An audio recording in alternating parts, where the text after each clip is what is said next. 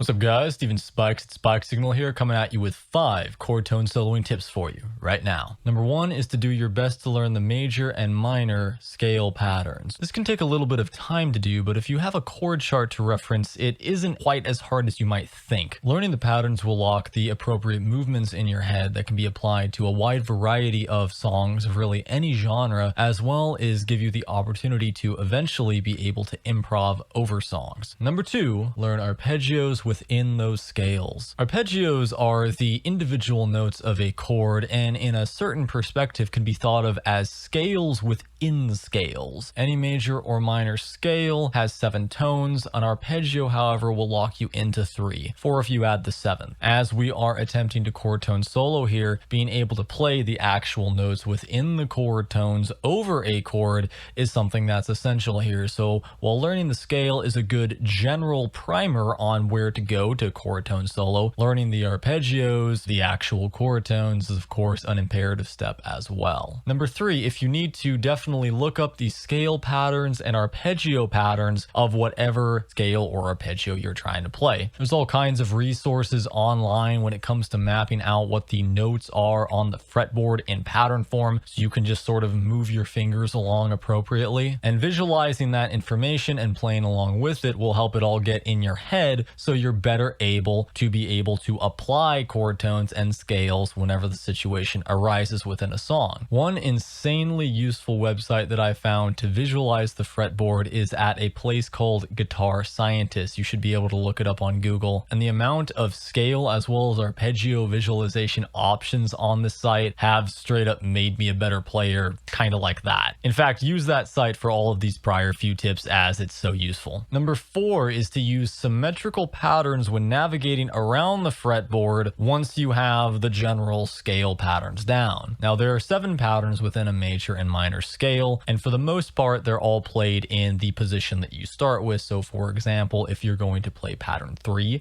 in the key of C, your pointer finger will be around the 3rd fret for the majority of that. Symmetrical patterns break that a little bit and require you to, as you ascend, also move up in patterns. But once you get down the logic of it, you'll find yourself being able to take one pattern shape, say major, minor, or even Lydian or Mixolydian, and be able to ascend up the fretboard with it using that same shape. It almost makes the guitar feel a little bit more like a piano in terms of the symmetry. You just have to make sure to be able to account for the major 3rd distance between the G string and the B string, opposed to the other strings when you're doing that. But it's a really useful approach. Finally, number 5 is to use a backing track as soon as you get comfortable enough to do so. Chord tone soloing, like many other things in music, is best practiced in context once you get down the fundamentals of what it is you're doing. And a relatively simple way to practice within that context is to select a backing track that could just hang out on one chord nearly the entire time, but in doing that allows you to play through your entire neck, if you so desire, the chord tones of